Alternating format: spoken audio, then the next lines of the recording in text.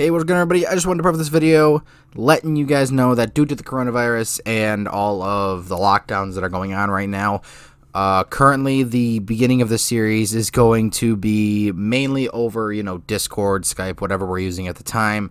So that's how I'm going to be conducting a lot of these interviews.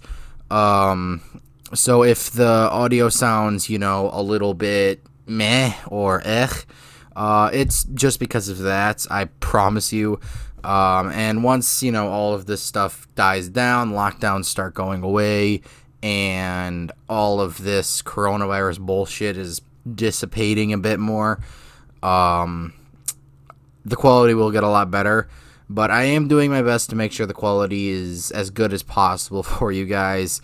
It's just sometimes, my connection to whoever I'm interviewing isn't very good, or vice versa, stuff like that. So I wanted to apologize ahead of time and let you guys know about that. And that's pretty much it. So without further ado, I hope you guys enjoy. Hey,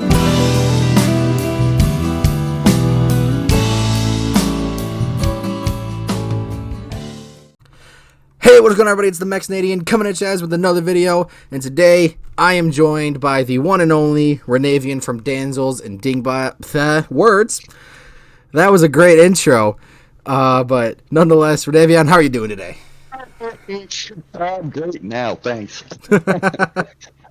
See, while you were giving that introduction, my brain was screaming at me that I should just blurt something random out and interrupt you just to be funny, but you did it for me. So. Yeah, I did it all to myself. Oh, man.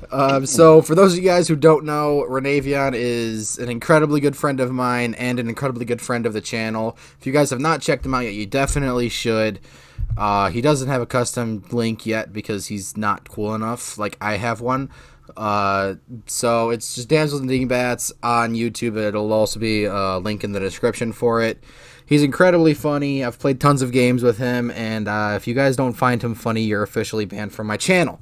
Now, for a lot of you guys who don't know, Renevion has been on this earth for an incredibly long amount of time. So long that he was alive. He was alive during the beginning years of Dungeons and Dragons, which a lot of you guys know, I in fact play and run games. So and also for those of you guys who don't know, a lot of the stuff you guys may not know. The original publication of Dungeons and Dragons was published back in 1974 by TSR, and Renevion here was in fact born only 5 years after that, if I'm correct in assuming. Yes, I'm a geezer. At least according to Facebook. But yeah, so since you've been around the block with Dungeons and Dragons nearly since it came out, what was it like during the early stages of Dungeons and Dragons and the growth of it up until now?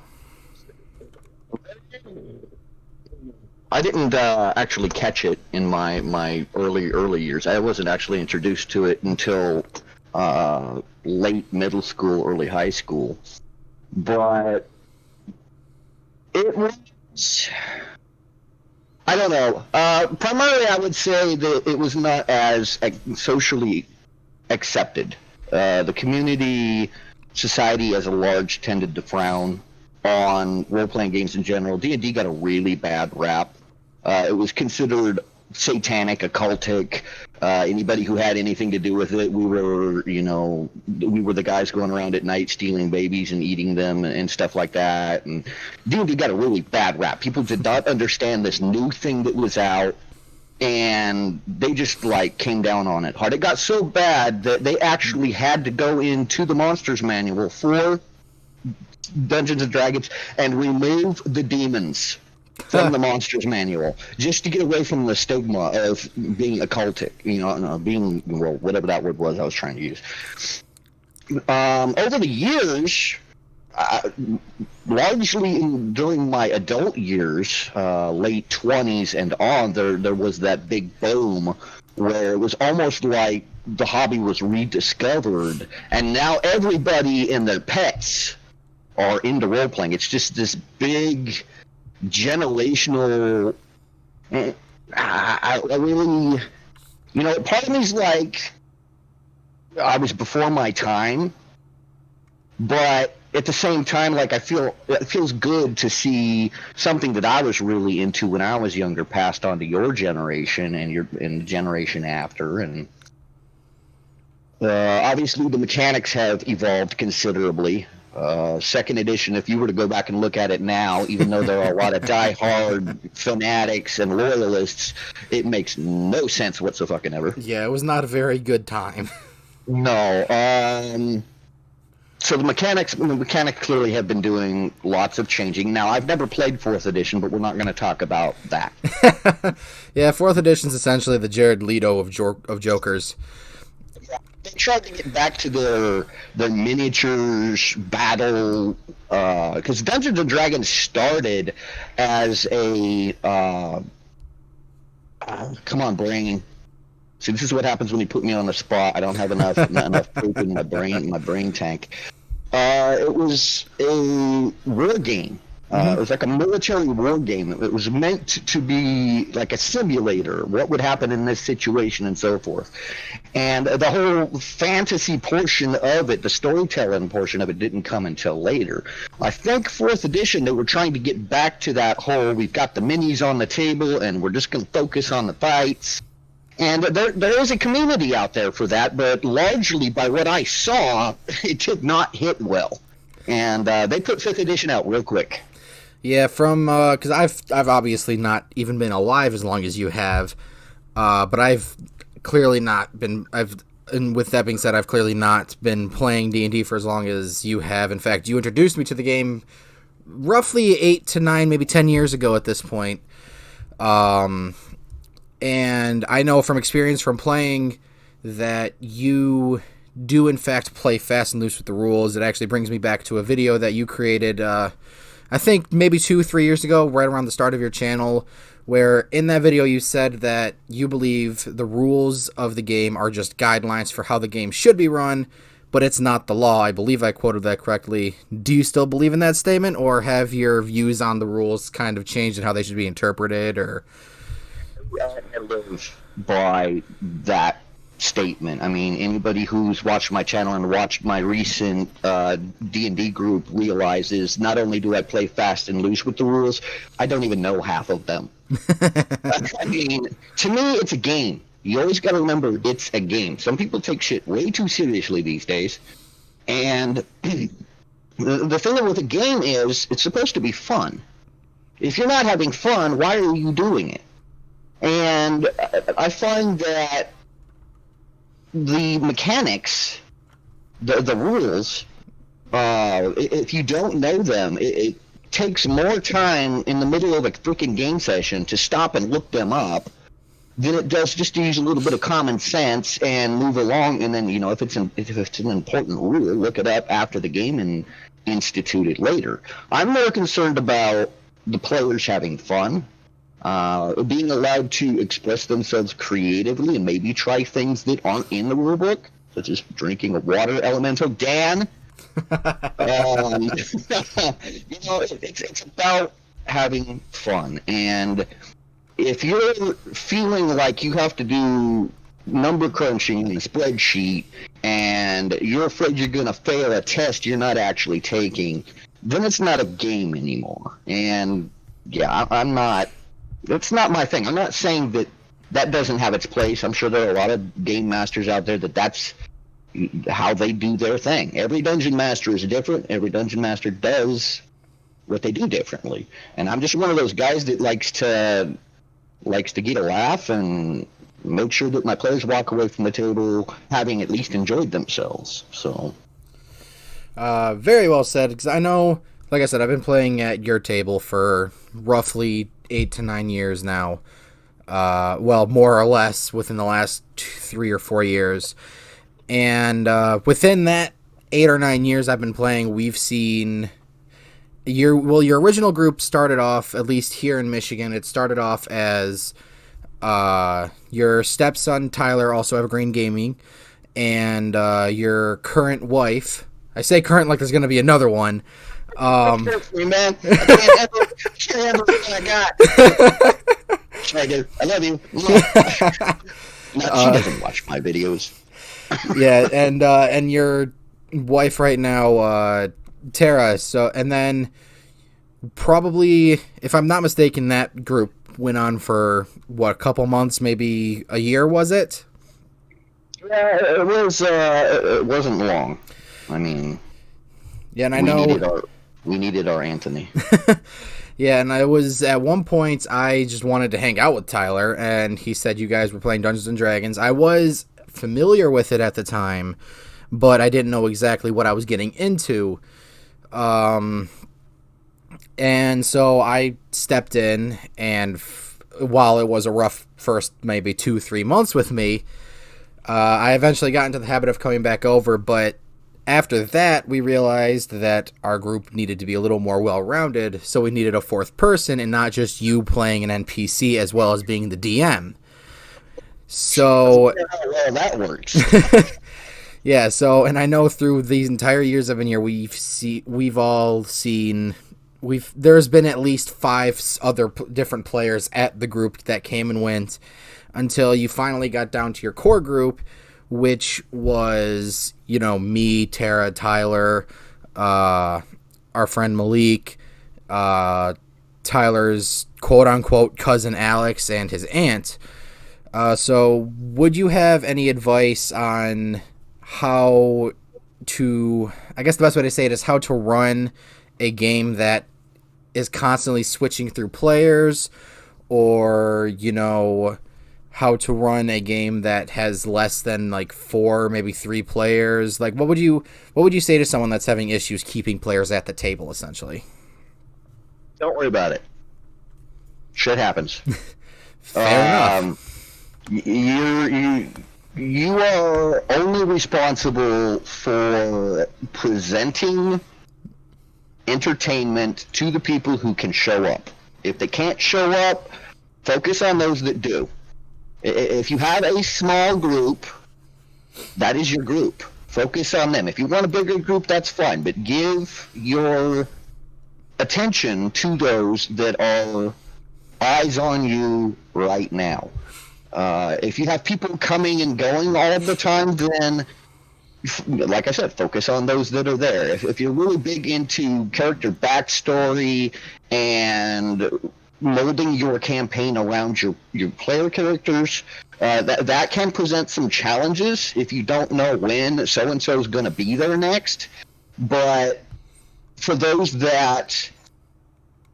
See, there's this thing with Dungeons and Dragons or any other role-playing game. If you show up and you game, not only do you get the experience and the loot, but you as a player get the experience of the session, the gaming, the enjoyment of it.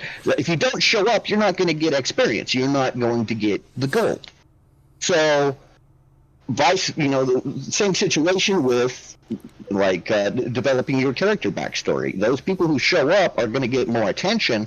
Their characters are going to develop. Their backstories are going to become more integral to your campaign, and that should be the reward for their commitment to making it to the game. Now, I'm not saying punish the individuals who can't make it, because there are a lot of times when, you, for example, you are the most religiously fanatic, on time, gonna be there every game session person that I've ever had in a game, and there have even been times when you couldn't make it. So there really is no advice for that. It's just a focus on where you are now. Be in the now, run who you have, and I've had to come up with some pretty interesting mechanics in the past. Like, I remember I wrote that Everdark campaign that was cursed, and the way I managed that was like I created this little stone, this magical stone, and during a game session, if somebody couldn't make it, their character was magically teleported into like this stone of holding, and then they came back out the next time they actually showed up to the game. Back when I was younger, my dungeon master used this technique, but we called it the closet. Back before being in the closet had any other insinuation whatsoever. So if you were not present at the game session, your character went into the closet. So, you can use an in-game kind of magical explanation for why so and so isn't here this game session, or the character. But that just my basic advice is just do it. Just remember that you're gaming and you're there to have fun, so have fun with the people that are there. And to kind of piggyback on that, you said focus on the core group, whether it's small or big. How would you and focus on their backstories to make it into your campaign and morph their stories into the full game and campaign story? How would you do that with someone who's, say, running like 10, 11 people at one time? Well, the first piece of advice I'm going to give on that is if you're not comfortable running a group that size, don't do it. I mean, it's hard to tell people, no, you can't sit at my game table because it's full. And I really hate doing that, but I know I have my limits. And once I get past like 4 or 5 people, my brain really starts to pop sparks and smoke. And it's hard for me to keep up with everybody. But if you're comfortable with that many people, my number one piece of advice on that is keep notes. Write it down. And just brainstorm. If so-and-so's got this backstory and your new character's got this backstory and you've written it all down over the course of whatever, you look back on those notes someday and you'll be like, hey, wait a minute. There's a connection here. Maybe it's a connection between the players themselves or the characters themselves. Maybe it's a connection to the actual plot. And that'll help keep the brain juices going. It'll help keep the immersion going and make it seem like to the players that their characters are actually central and important to the story. Just make sure you write it down, because the most hurtful, insulting thing you can do to a player, whether they admit it to you or not, is to forget something that they told you about their character. Because they're into the character, they're invested, it's important to them, it's special to them, and they want to have that moment in the story where that special shines and shows, and they can share it with you and with the other players. And if you just completely forget that it was ever even a thing, you could have any range of reactions, from them being like, oh yeah, I told you, to them going like, you just don't care what I say, I don't want to play anymore. So yeah, my advice, no matter how many players you have, if they volunteer information to you about their characters, something that they remembered in their pretend childhood, or their favorite food, just write it down. It takes you just a second to jot down a note, and then you've got it in perpetuity. And the moment that 6 months later, when you bring that piece of information back up, hey, my favorite food's like fish sticks, and 6 months later, hey, there's a fish stick. That's gonna hit real hard to that player, because they're gonna be like, oh, he remembered. That's awesome. So yeah, write it all down. And now, I guess to kind of piggyback on that in a sense, you've been playing with, you've played with many groups for many years. Played with many other players, been run under, other DMs before you became one. But I know a lot of these are about you as being a DM. So as a DM, or as how a player, how do you suggest someone deals with, because I know from personal experience you've dealt with this many a times, how would you deal with a player who is not necessarily unruly, but believes that they're entitled to certain things that you either never said that they specifically get it, or they just believe they're entitled to certain things that you weren't, like I said, they weren't specifically told they get it, or that because it would go better with their character, they're entitled to getting that item no matter if they found it or if another player found it, or telling other players how their character should be run. How do you personally deal with players like that? There's the way you should deal with it, and then the football way I do deal with it. So I'm going to give you the way you should deal with it, and that is communication.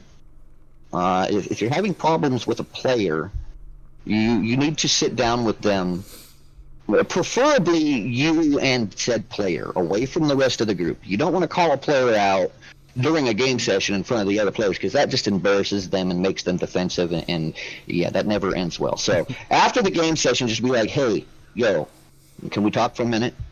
And then just talk to them. Say, hey, this is what's going on. This is what the situation is. If they think they should be entitled to an item, just explain to them, hey, you're part of a group. Your party members' characters are as important to them as yours is to you. And ultimately, in this little make-believe world that we're playing in, their advancement is as important to you as yours is. So, just talk to them. Discuss with them what the problem is. And a lot of times you can come to an understanding, as long as you have a calm, collected conversation and you don't come across as, attacking them or pointing out that they're doing something wrong or doing something bad.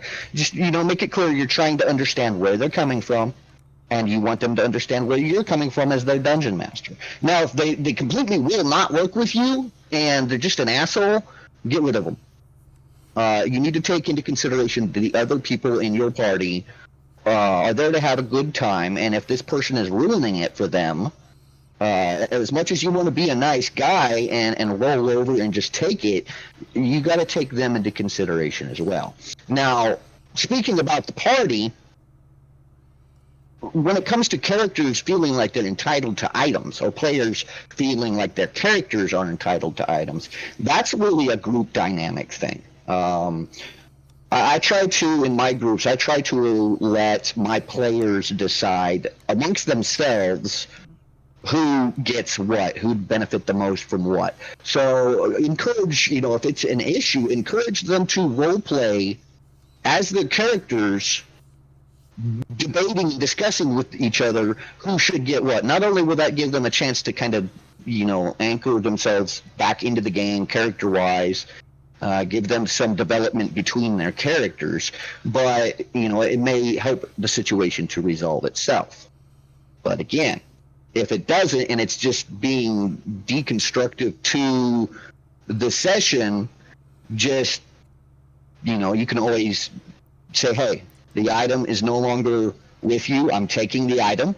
I'm holding on to it. It's still real. One of you will still get it, but it's causing a lot of turmoil right now, so it's not going to be a thing. Just stop worrying about it for now, and we will discuss it after the game. And then that's when you go to the person who's causing the problem and try to rationalize with them. So that would be my advice in that scenario, as chaotic, confusing, and muddy as it is. Well, that was very well said, and I know from, like I said, personal experience, that's not exactly how you deal with it. From personal experience, I know that you like to state your mind and state your piece, but ultimately it is a group activity and the entire group is involved in it. So I know that you are a pretty decent-sized believer, or a very large believer, whichever one, that it's basically a democracy, majority rules. If someone says believe should be allowed, the group decides if it's fair. If it's something involving, game mechanics, the DM can decide whether it's homebrewed or whether or not the party itself believes that it's fair. And I know there's obviously things that you shouldn't let the party agree on, like this weapon should be an instant kill, or, I believe I should be able to jump 60 feet onto the top of this roof because my acrobatics skill is at an 11. So I know there's plenty of things that are, up to the DM and shouldn't be allowed for group rule, but when it comes to, like you said, getting items that someone believes should go to them, that's a group decision. If, the DM states something like, I know one of the recent things we had was there was an orb that, it was a teleportation orb, and it ran it ran out of uses. You entrusted players to look it up and see that it did have uses, but when somebody went to use it and you said that it was out of uses, there was an argument, and you ultimately put it up to the group to decide whether or not it was fair, since they didn't know it had uses, that if you should allow them to have more uses for it, or if it was, the uses were done and it had to be recharged by another Magic user who had the ability to recharge the item. So what would you say would be kind of a what's the best way to put this?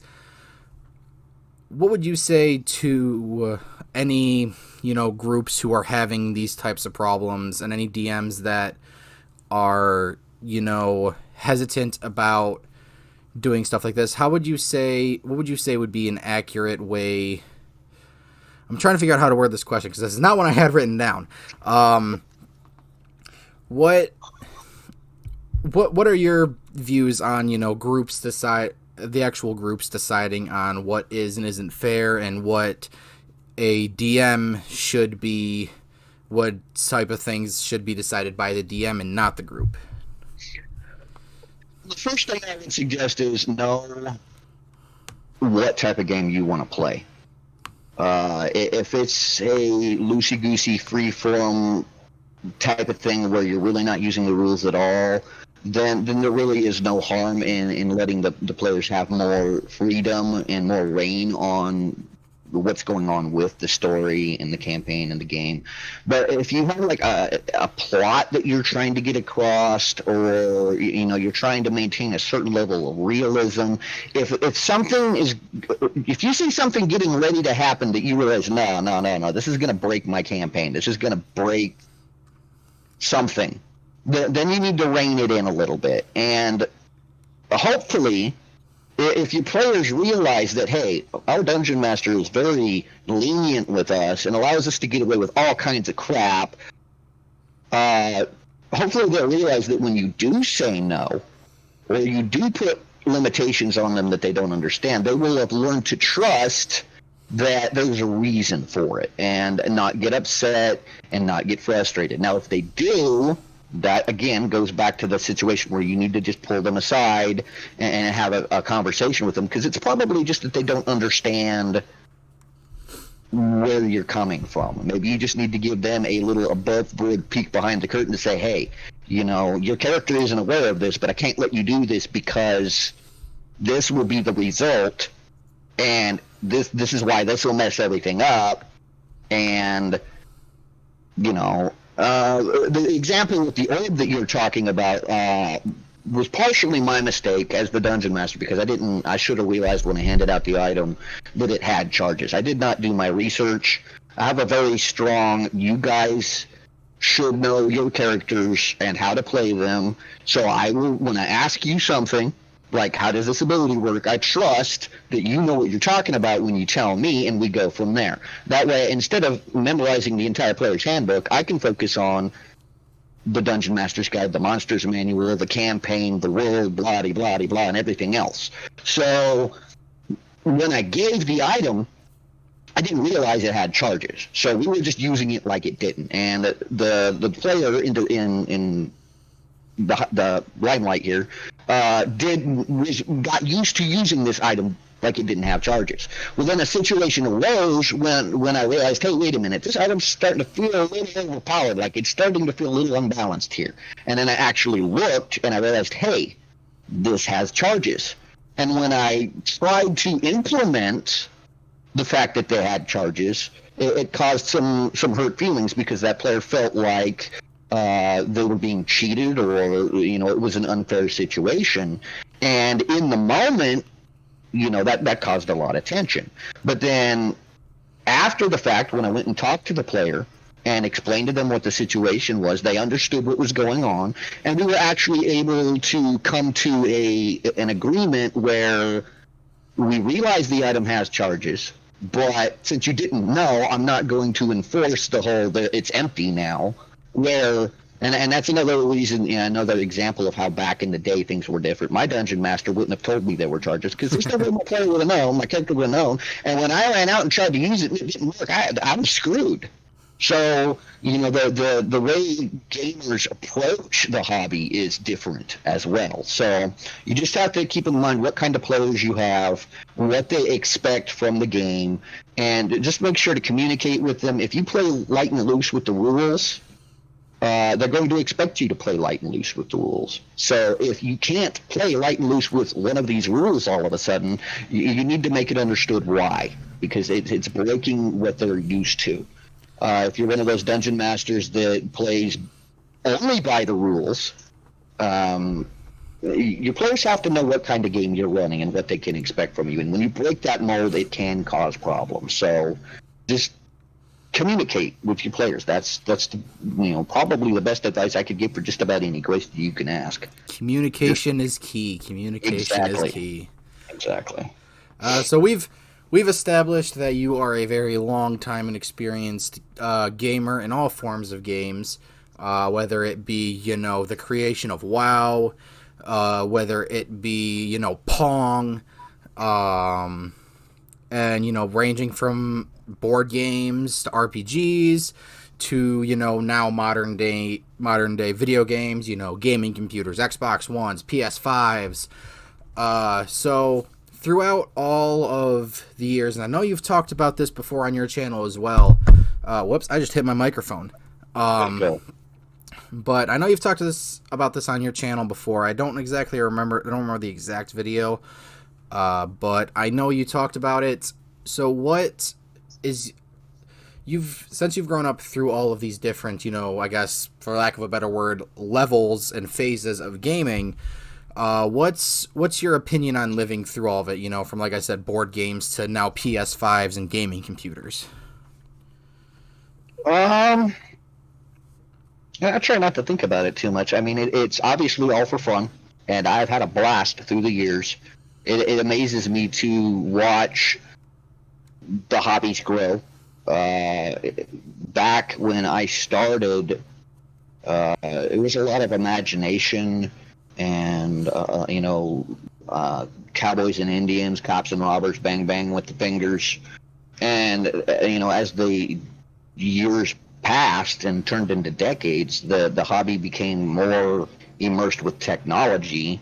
And the things that you guys can do with VR and with computer games, if I were to see that as a child, my head would have just exploded. I mean, that's magic. It's unreal. And gaming, entertainment in general, has advanced side by side with technology in its ever-increasing rapid sprint into God knows where. And I'm grateful to have been part of it. Like, when I was younger, I remember when we got our first Nintendo. You were a cool kid. You were a rich kid if you had a Nintendo. And regardless of what you may have said earlier, I'm not a cool kid. I've never been a cool kid. I've never been a rich kid.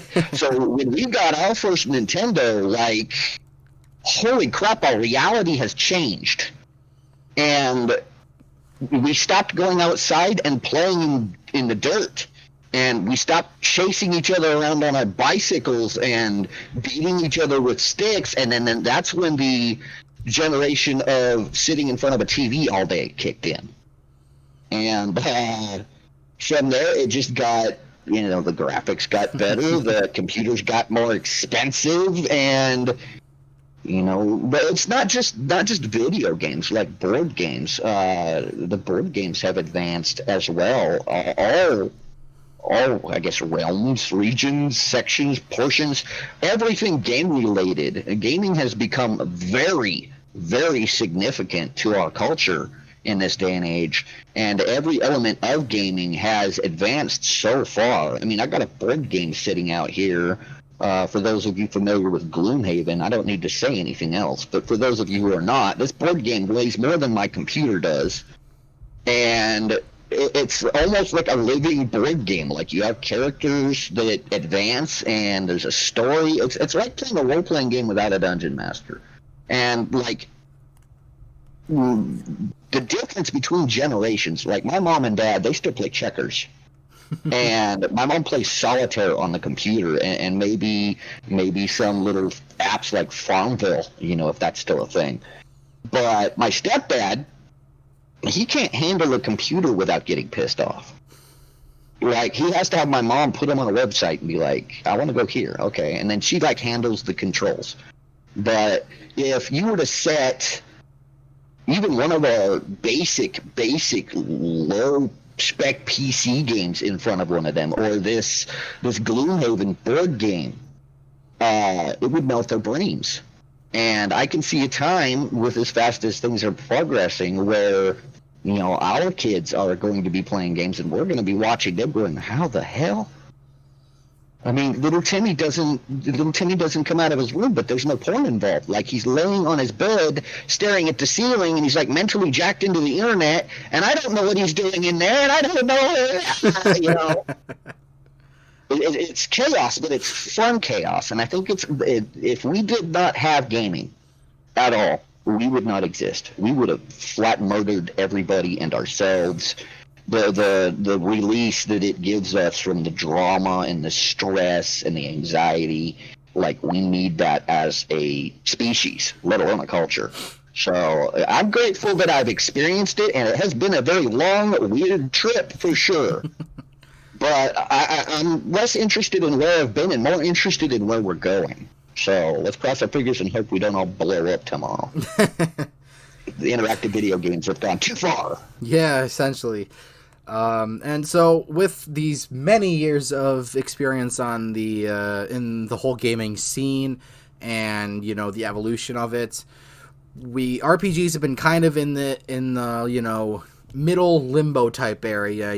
They were never on the forefront of they were never on the forefront of, and never really have been on the forefront of, many technological advances. Yeah, there's MMORPGs like World of Warcraft. I think StarCraft's still a thing. EVE Online still exists. So it has technologically advanced, but it's never been on the forefront of video games. The only really games like RPGs that are on the forefront of gaming are, like the Elder Scrolls series, like Skyrim, Morrowind. Then you've got the Fallout series, post-apocalyptic RPG, build your own, follow the story and build your character. But they've never really been on the front, like your Call of Duties or Battlefields, stuff like that. And even in board games, they've never really been up in the front. I know from going into your house, you guys have got a mass collection of board games, and I've maybe heard of like 5 of them before you guys introduced them to me. So how did you, and you mentioned earlier that you started gaming back in middle school. So how did you find yourself getting, wrapped into this RPG tabletop limbo of, death? Yes. I've been a gamer all of my life. One of my earliest memories was my biological father holding me up to a Pac-Man machine so that I could work the controls. Board games, when I was in grade school, I was constantly trying to create my own board games. Like, I would go to second-hand shops and thrift shops with my allowance and buy old board games so that I could scavenge the parts to try and come up with my own crap. And I was constantly, like, I'm sure my biological dad wanted to strangle me more than once, because he would, constantly be under siege. Dad, play this with me. Dad, check this out. Dad. And, like, yeah, so I've been into games my whole life. The role-playing I didn't get introduced to until late middle school. And there was this cool kid. Well, he wasn't really a cool kid. He was more of a reject, but he was a cool reject. Like, people seemed to like him. And he had this group that always followed him around everywhere, and people thought he was weird. And I was a loner and an outcast, and I fit right in. And they were always sitting around in the cafeteria talking. Weird talk, like talking about fireballs and dragons. And, like, I couldn't help but be curious, like, what are these lunatics doing? And every once in a while, I'd hear this rattling noise. Like, if I did manage to pry my attention off the conversation, there would always be the rattle of dice that would draw me back. Like, what in the hell are they doing? And eventually I started talking to them, and they invited me in, and they introduced me to my first gaming, like, role-playing experience. And, at first I wasn't really sure about it. I've been raised my whole life. Dungeons and Dragons is satanic. Dungeons and Dragons will burn your soul. If you, my biological father actually told me, if you ever play Dungeons and Dragons, I will disown you. So I think the idea, I was still kind of scared of it because I didn't know what it was, and I didn't want to go to hell, and I didn't want my dad to disown me, but it was the later years of middle school, and then the early years of middle school, my rebellious side kicked in. And I ended up moving to a new town, and I found another one of these groups sitting around in the cafeteria. It seems like a cafeteria is a good place to role play. I mean, that's just everywhere I've encountered role playing groups in school, it was in the cafeteria. But they were rolling dice and whatnot, and at this point I kind of had a vague idea of what they were doing. And I wanted to show more interest in it just because, oh yeah, Dad, disown me? Really? You think so? Watch this. And, my grandma was very religious. I mean, I'm religious now, but she was like, holy crap, religious. And so I've been raised in this environment where D&D is evil and you don't do that. And so, like I said, my rebellious side's kicking in, and I'm like, fuck that. Well, the problem is, while I'm having all these thoughts go through my head and I'm sitting at the cafeteria, I am staring at this group of guys I don't know. I've only been at this school for maybe 3 days, and I'm the new guy just glaring at this group of players. And, I'm not aware. I'm staring at them, but I've got all these thoughts going through my head. The next thing I know, one of them gets up and walks over to me. And it's kind of scary because this guy's huge. He looks like a biker. He looks like he wants to eat me. His nickname was Head, just because he was a big guy, but his head was abnormally large. He looked like a bobblehead. But his overall presentation was very, creepy.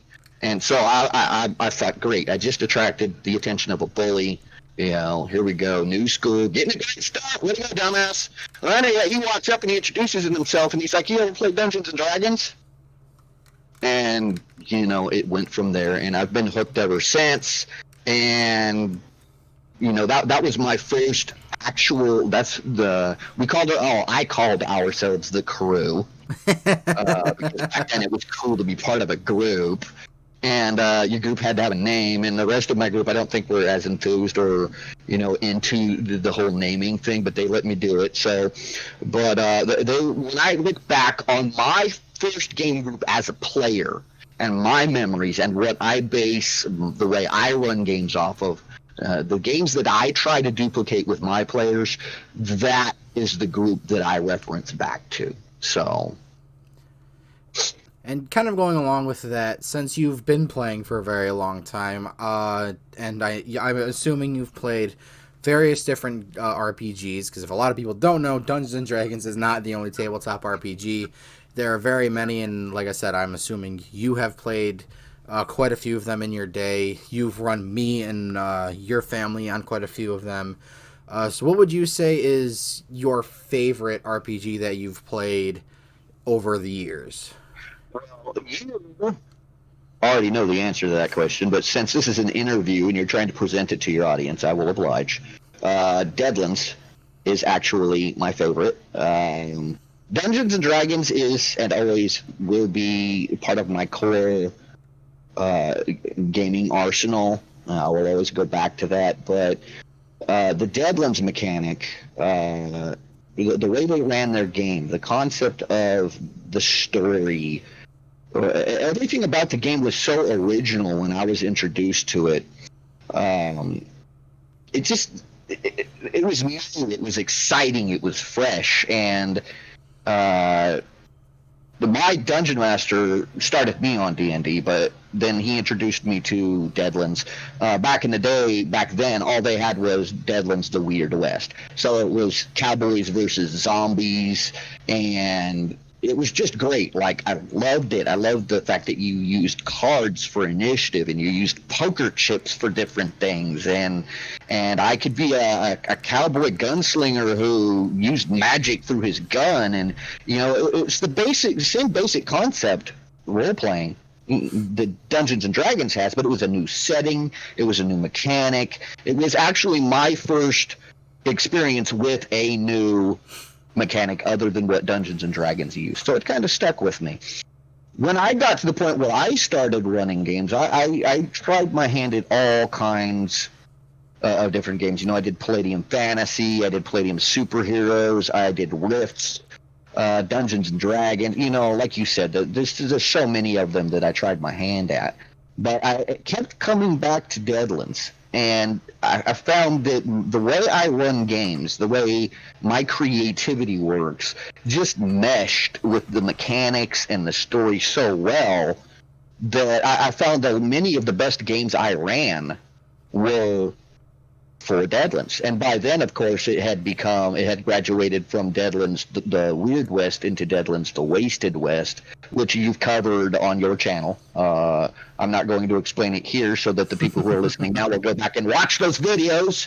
Like and subscribe, people. Come on now. Yeah, I would say my favorite by far is Deadlands. It is dated. I'm sure you can go back and find any number of ways that it's broken, just like you can go back and look at second edition. You know, in the day and age when we had it, that's what we had, and it was groundbreaking, and it was beautiful. And now we have fifth edition, and second edition is just this broken, crippled old thing that's sitting in the museum going, "Remember me? I was cool one time." You know, so Deadlands is kind of like that now. I mean, they've got 3 printings of it. As I've said, they have the Weird West, which is kind of like the Wild West nightmares. And then the Wasted West is more of a modern post-apocalyptic. And then a third one, it was... can't remember the top of my head what it was called because I never actually ran it. But it's based in the future on another planet. And... you know, then it just kind of stopped. Like they did do a remake for, I believe they called it Deadlands Reloaded. Yep. And it was I believe it was for the Savage World mechanic. But I never really got into that because, like I said, most of the charm of Deadlands to me was using the cards and the dice and the hit location tables and the wound levels. And you know, it lost a lot of that for me when they integrated it into the D20 system. I'm not saying it's bad. Like, you could probably still get some really awesome stories out of it. And the D20 system is the most commonly recognized game mechanic for role-playing games these days. But I think I'm going to stick with my cards and my dice, yo. Yeah, I know, because I personally, I run Deadlands on occasion. It was actually the first game I've ever been a DM on. And a lot of people don't know this, but I originally became a DM from you, introducing me to it. You allowed me to borrow your Deadlands books. You allowed me, you even gave me your fucking notebook of, you know, how to, you know, create a story. You've given me maps to use for some shit. So I largely became a DM thanks to you. So what would you say to people who are thinking about becoming DMs? What's some advice you could give to first-time DMs? Well, first and foremost, it's a game. Have fun. Don't get too bogged down in the rules. If you don't understand them, use common sense. If you're not having fun, don't do it. Write it down, and you know, it's hard work. Go into it knowing that you are responsible for the creation and maintenance of this world that your players are going to exist in. And if you want to be a dungeon master, by all means try it. And if you like it, just know going into it, it's going to be work. But it's one of those situations where the more time and effort you put into it, the more work and passion that you have for it, that's going to show through to your players, and they're going to have more fun. And the reward of being a dungeon master is not getting experience. It's not getting gold. It's walking away from the table with that sense of the happiness and pride and joy inside that your players just had a good time because of you. That is the reward that you're going to come out of this with. So if that's what you're interested in and that's what you want to try and do, just try it. If you don't like it and it's not your thing, boo-hoo. I mean, no fault on you. You tried it. A lot of people are too scared to even try. So you're already ahead of the curve. But if you do like it and you decide that you want to dive into it, you need to commit. Because if you just, if you don't prepare anything for a game session and you're not good at winging it, that's going to show through and your players are going to realize, hey, we're not important enough for him to actually, be concerned about preparing something for us. If you're good at winging it and that's what you're comfortable with, develop that. Practice that. Practice your voices in the mirror. Do goofy faces. Write down notes about cool ideas that you might be able to use later. And when the situation pops up, you're like, oh yeah, this right here. We're doing this. Have fun. It's a game. And know that it's not always going to work the way you want it to. You may go into an adventure with these grand plans for what's going to happen tonight, and your players are going to completely cannonball it, and you can't take it personally. You can't look at it as my game is ruined. You have to look at it as my players had a freaking blast ruining it. And then move on. One game session at a time, one story at a time, and before you know it, you're going to look back and you're going to have some youngster interviewing you on the VR YouTube's channel, asking you about how games were 30 freaking years ago, and you're going to be like, shit. Well, time does fly when you're having fun. Yeah, I remember in another video, I think it was the same video I've been referencing the whole goddamn interview. You said, and I'm pretty sure I'm quoting this correctly, if you're not having fun, your players are going to pick up on it, and they're more than likely not going to have fun. And it's the same thing a lot of people take in to, music and comedy. It's one of those things where if you don't find it funny, the crowd's not going to find it funny. Yep. I've learned in the last 4, maybe 5 years of me DMing, that improv is an incredibly important skill. If you don't know how to improv, you're going to have a very difficult time being a DM. Because if there's one thing I've learned, you can create the most railroaded story ever. It could literally just be an entire story of your players riding on a train on a railroad, and they will still find some way to derail that fucking train. It's now an interesting point that you bring up here. Improv is a skill that you need to practice and you need to study and you need to learn and grow. But though that is the case, everybody can improv. Everybody has improv. Look back at when you were a little child, running around with your friends or your brothers or your sisters and playing cowboys and Indians or cops and robbers. You were using your imagination to create this reality that wasn't real, and you were in that moment. At that moment. Maybe when you were younger, you played with Barbie dolls and you went on this, you just sat there for an hour on this pretend date between your Barbie and your Ken doll, and none of it was there. Like your parents were looking at you and you were off in your own little world. You've done this already. You know how to do this. It's part of your human nature. Imagination is integral to our existence. Like without imagination, we would have gone extinct. We would have never invented fire, for crying out loud. So you know how to do this. You just have to kind of, look back and get back in touch with that child inside of you. Maybe it's not as far back for you as it is for some of us, and it'll be easier for you to remember, but it is in every one of you. Just look back to that child. He will tell you what you need to do, and it may sound silly, and it may sound goofy, and it may go against everything you've trained yourself for as an adult or as a teenager. Listen to the child. The child knows how to have fun. Incredibly well said. And I am just a big child, so. Yes, very much so. I know. So Now, to kind of, get away from the topic of D&D and RPG, I kind of want to delve into the core that is the abyss of Renevion. And yeah. and you might want to make this interview a series. And so we've obviously gone through your gaming history. We've obviously, gone through how you've played, how long you've played, how long you've run games.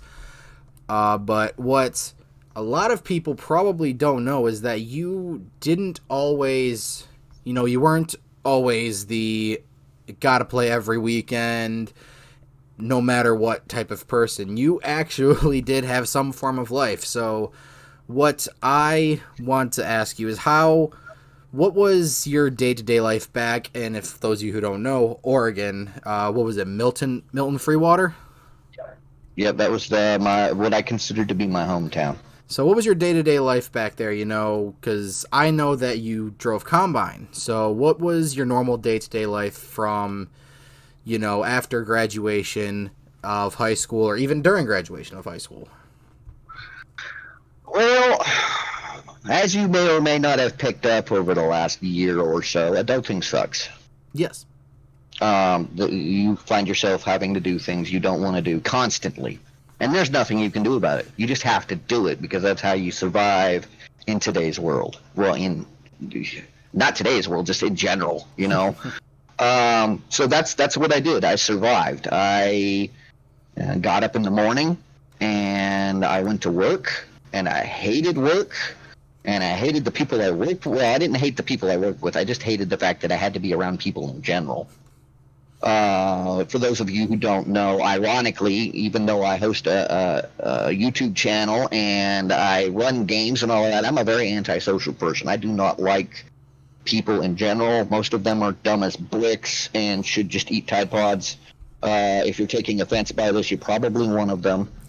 If you're not taking offense by this, then you realize it's true. Most people are good people. Just because people are a little dumb doesn't mean they're bad. But I've just never been comfortable physically around people.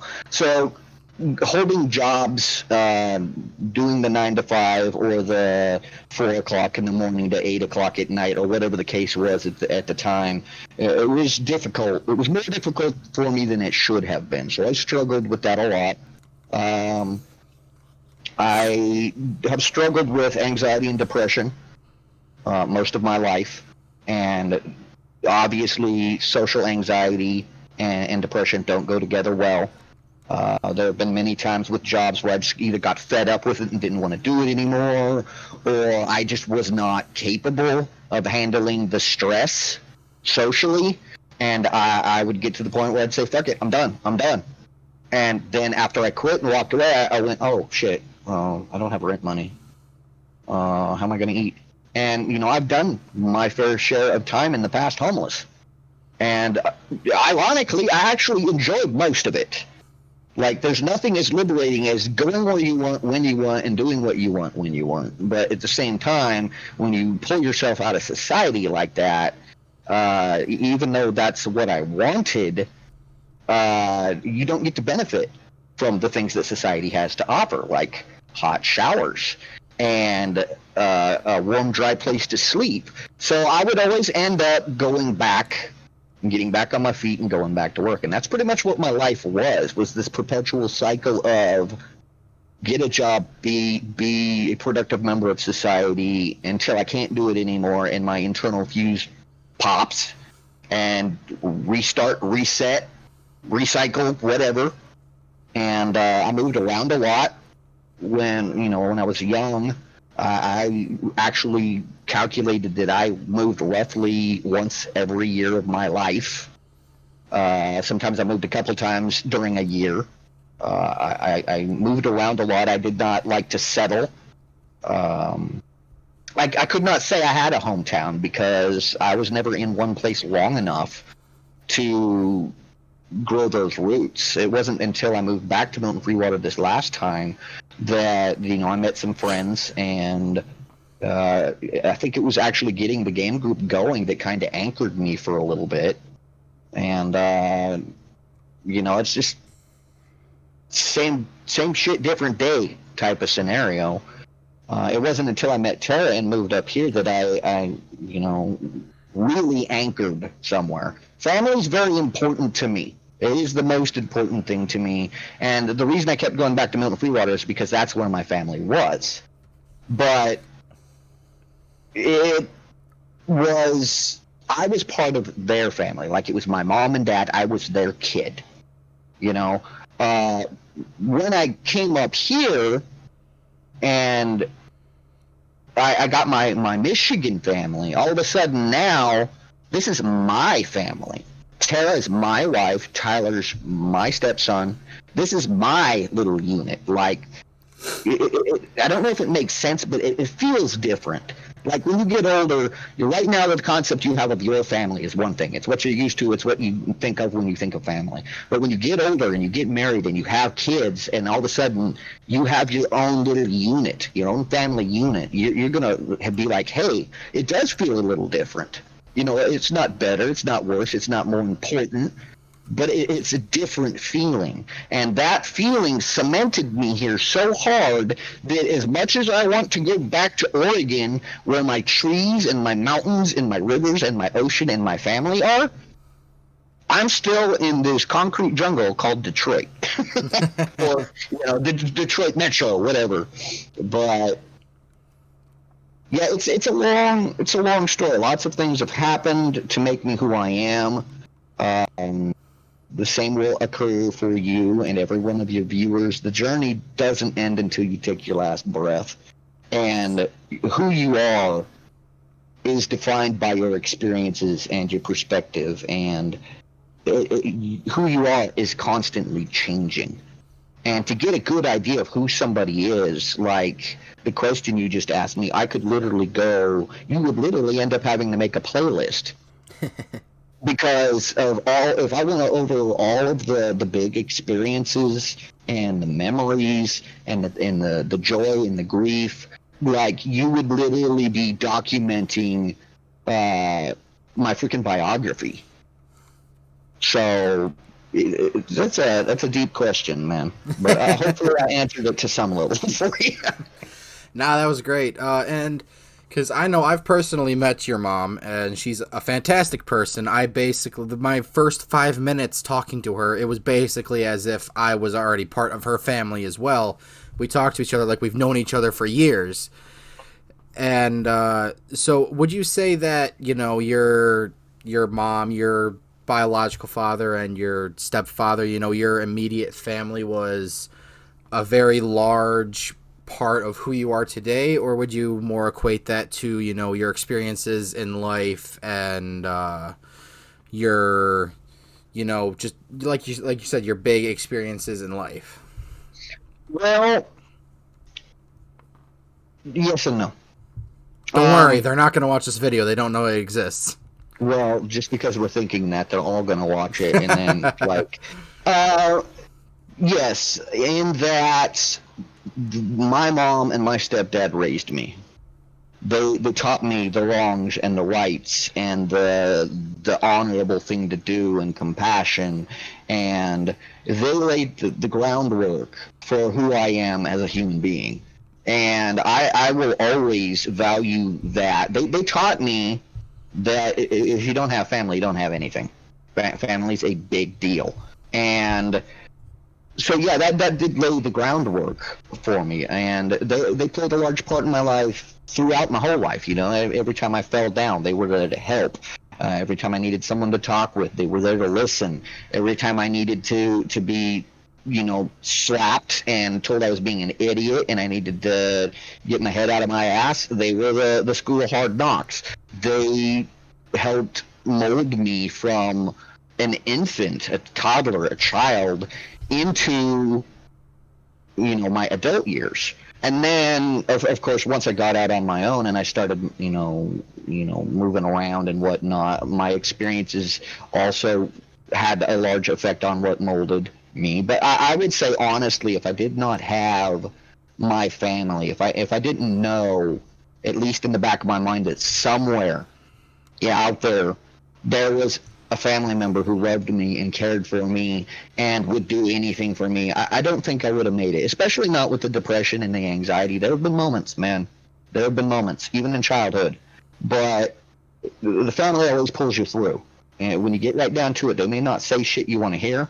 They may not always agree with you. You may grow up hating certain members of your family. But when you get older and you look back on it, if you're lucky, you will not willingly trade a single moment of that time, that experience, for anything. If you're unlucky and you didn't have a family, or you have a different, there are a lot of people out there who don't have families, and their perception of what a family is may not be the nuclear family we're used to. Maybe it was the foster kids they grew up with, or maybe it was the group of friends that they roamed around with out on the street. The point is, no matter what your family is, no matter who they are, if you view them as family and you love that family, they're going to have a massive effect on who you are as a person. You carry their lessons with you. They mold the way you do things. I mean, how many times have you heard I hated my parents for the way they raised me, but then I got older and raised my kids and realized, shit, I'm my parents. Yeah, how many times do you hear that just in general from anybody? And that's just, the way it works. Obviously these things you find value in that you were given by your family members are important enough that you hold on to them, and that's going to help mold who you are. And I'm just fucking popping off and rambling, and ask your next question, man, damn it. Well, define nice. Huh? Define nice. Define nice? Not bad. And so, well, okay, so you now obviously you believe family, you say family is a very large part, and I do agree. But in your opinion, does family have to be blood? No. A lot of times, especially in our day and age in society, blood is not family at all. Just because you're related by blood doesn't mean anything. And there are lots of kids out there who've never even met their biological parents because they were abandoned. Do you have any responsibility to these individuals who wanted nothing to do with you? Do you have to call them family? No. Family is not defined by physical connection. It's defined by emotional connection, in my opinion. And that's why you're family. I consider you as much my son as I do Tyler, as I do my own son Christopher, and nothing's going to change that. Family is, I don't know. It's kind of a hard question to put into words, because, I mean, the simple answer is no. It is not simply defined by blood.